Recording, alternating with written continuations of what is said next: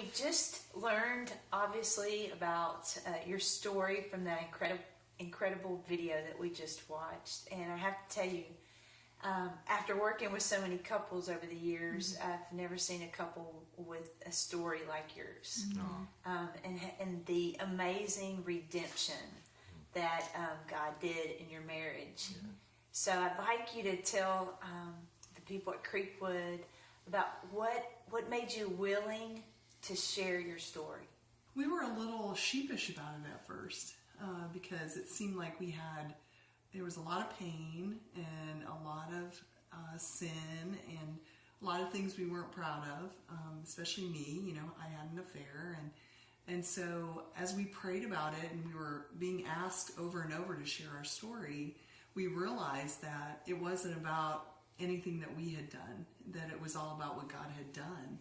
And, you know, if we didn't share it, how would God get the glory? So I'd like you to share with Creekwood about maybe what influenced you early on to go outside of the marriage. Yeah, you know, Jeff and I met, I was a senior in college, and we just started dating, and I had called my mom and I said, I met the man I'm going to marry, and I was actually engaged at that point to someone else.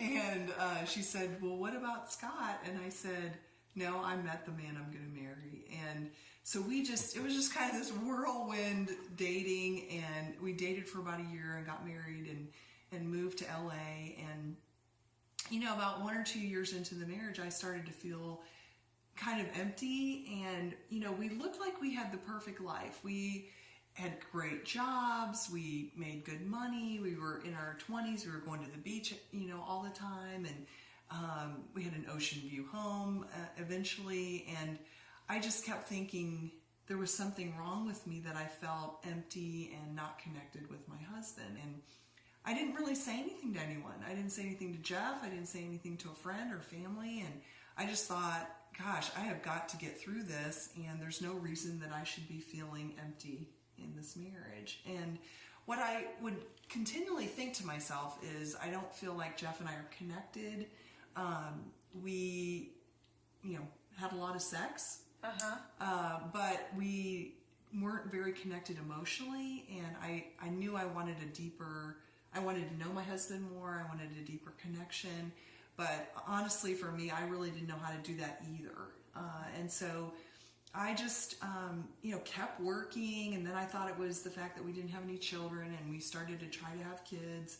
And we ran into some infertility issues. And so we ended up going through in vitro, and we had our twin daughters in 1988. And I thought that was the missing link, that maybe that's why I felt, you know, a little dissatisfied or whatever.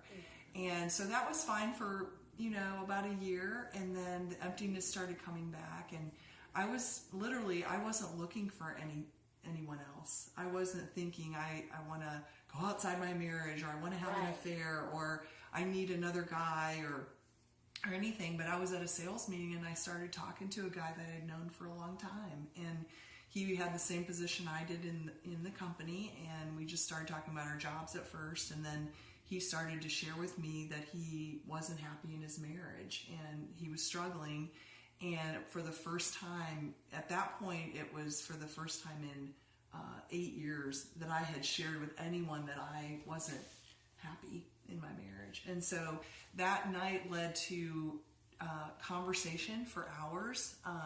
We were in Florida at the time, and nothing happened physically. A lot of people ask me that, but we talked till like 5 o'clock in the morning. And what I realized when I went back to my room is that I felt like my heart was being stolen from someone else. And I kept thinking, gosh, I haven't really missed Jeff that much. You know, I've missed the kids. And so, you know, this was back in 1990, and we didn't have all of our, you know, devices, texting and all of that. And so it was on a Friday, and I couldn't wait to get to the office on Monday to start talking to this guy on the telephone. He was in a different city than I was.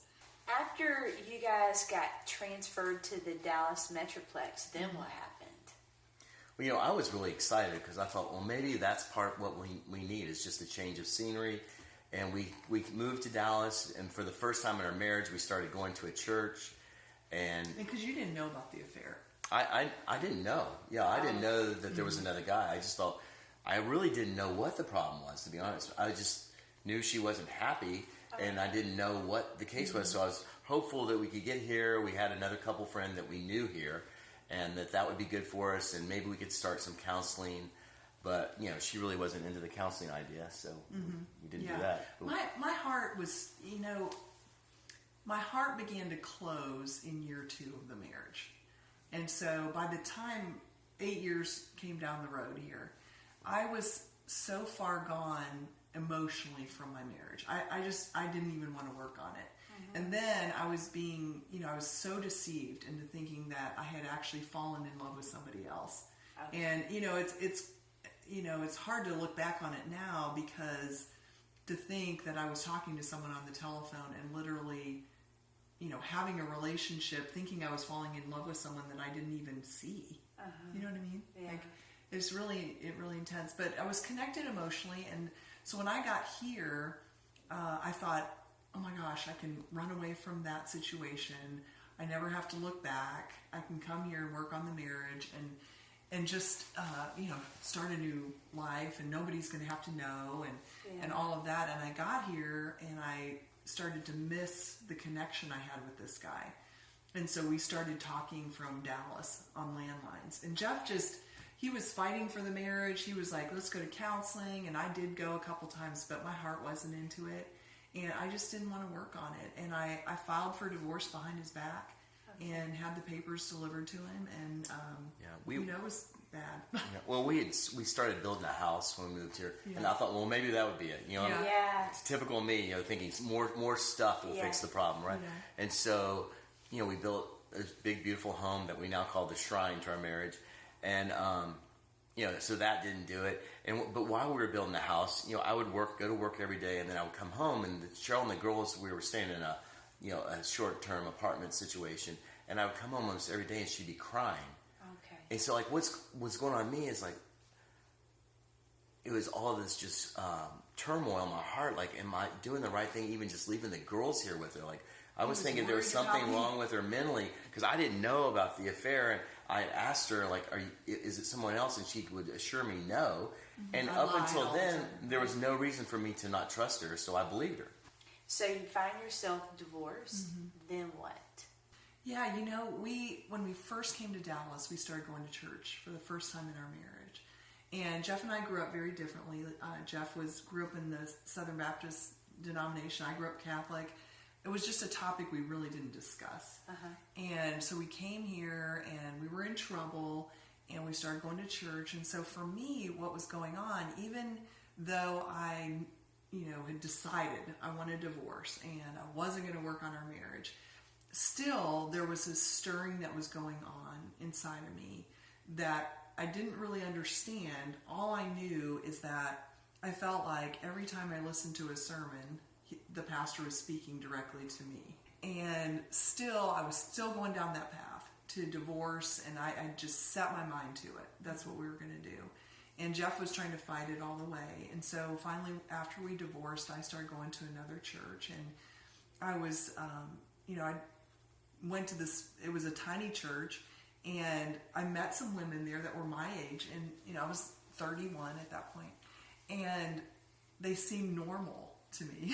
So I thought, wow, these ladies are really fun, Yeah. And so after putting all these puzzle pieces together, I realized that the missing link in what these women had that I wanted was a relationship with Jesus Christ. And that's what I'd been missing all along.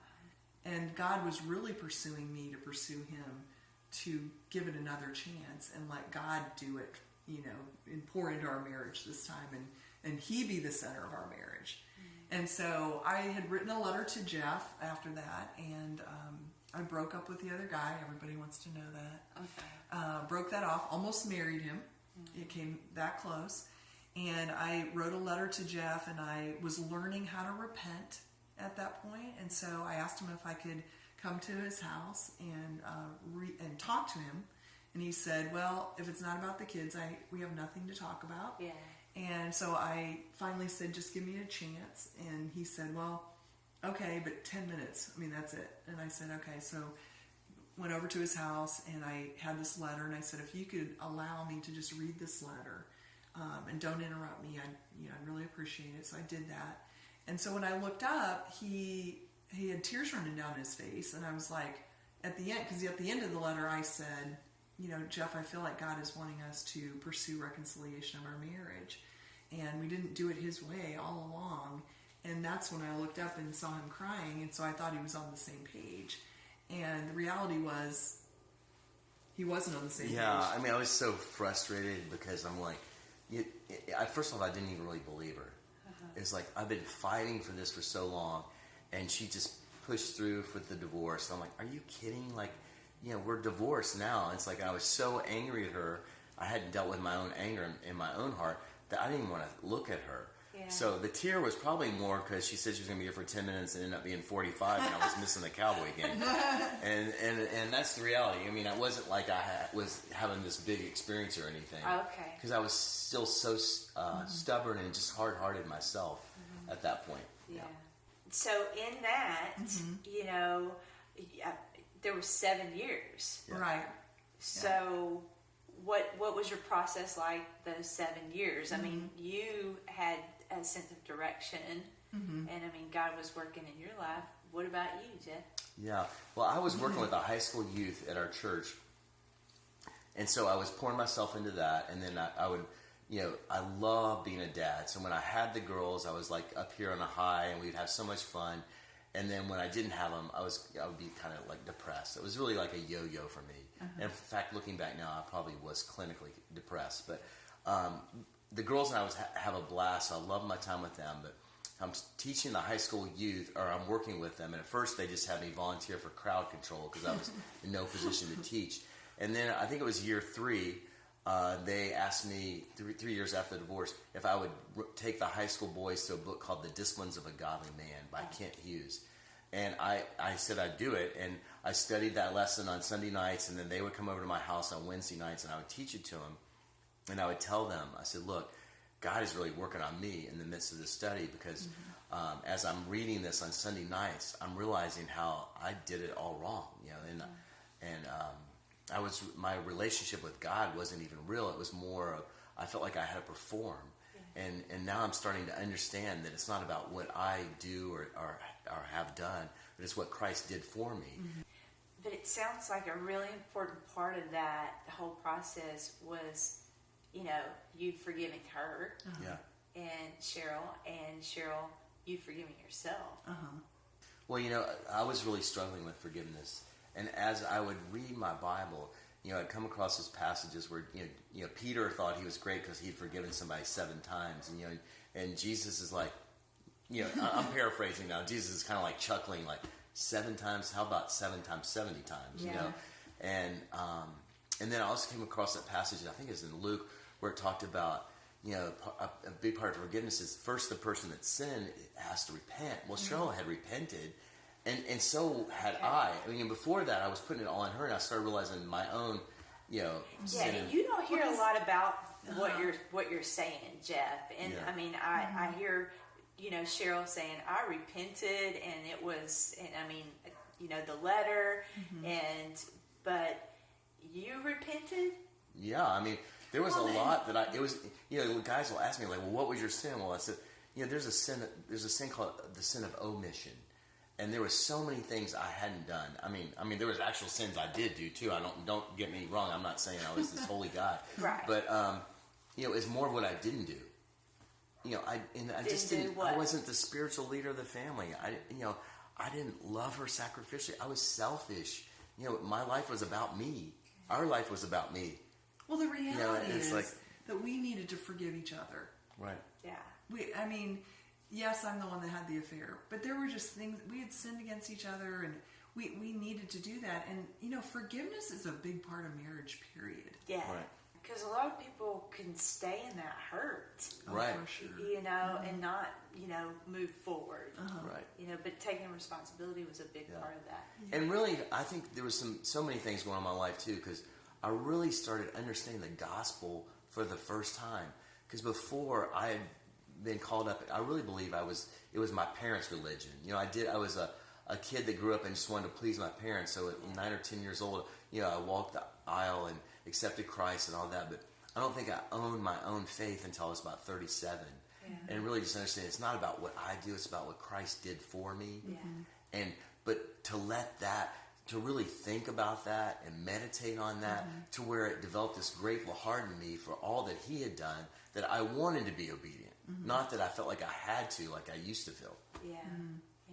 And I know there's a lot of people, at Creekwood today, and they've walked through very similar hurt, very painful situations. How would you encourage them today? I think for women especially, I think for me, I was afraid to say anything to Jeff. To be honest, I had him on a pedestal. He was a sweet husband. It wasn't like I was afraid of him because he was mean to me or anything. But I was just afraid to address the deeper issues.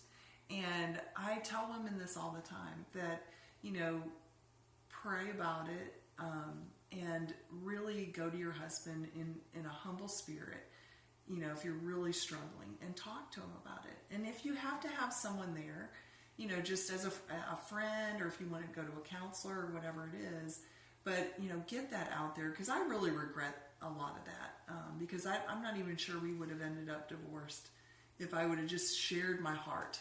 Early on. Yeah. Like year 2, year 3 of the first marriage.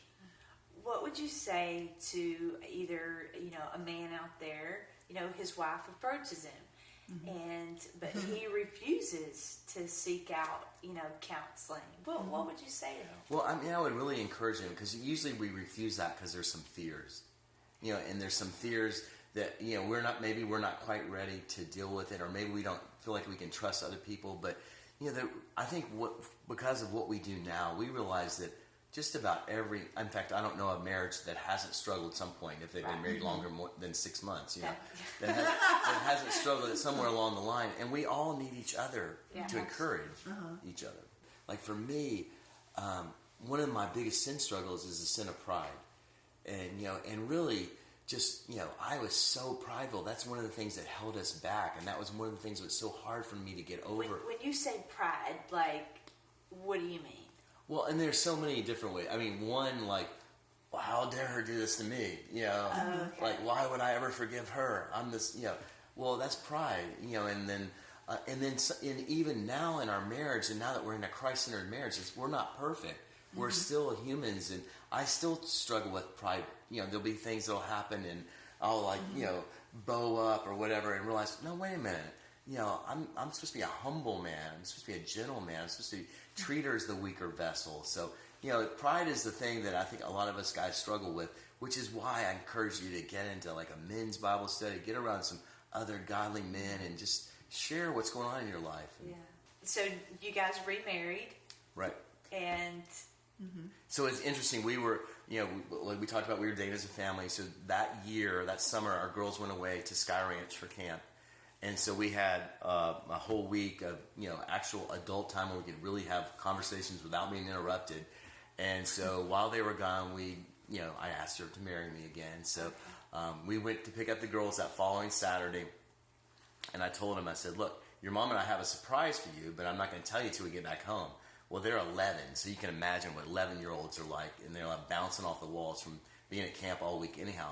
Like, come on, Dad, tell us. So that I'm like, no, I'm not going to tell you until we get home. And they kept bugging me every 5 minutes. How much further to get home? And so we get home and we come to my house. And we're standing in the kitchen, and I just said, while you were gone, your mom and I had some time to talk and really pray, and we decided to get remarried. And Brittany just kind of buckled at the knees and started crying. And Lauren was running around the house going, is this for real? Is this for real? And so it's just interesting. There are different emotions, but it was so exciting. And we were married 3 months after that in the mountains of Colorado. And, it was soon after that the Lord had us starting to share our story with other couples just to encourage them, really. And so that was in 1999. 1999. Yeah. So, wow, babe. Do you still have struggles? I mean, do you... Never. We never struggle. Let's see. We probably fought today. Let me think about that. Yeah. You know, it's so interesting because people, when they'll hear our story and they'll think all of a sudden we're perfect. We're still human. Yeah. We still struggle. I still find myself sometimes yelling at my wife. And, you know, it's interesting. One of the things that has helped me in that area of my life more than anything is, you know, I have 2 daughters and they're both married now. So I'll think about, you know, I'll catch myself in an argument with Cheryl and sometimes raising my voice or using a tone that I know is not appropriate.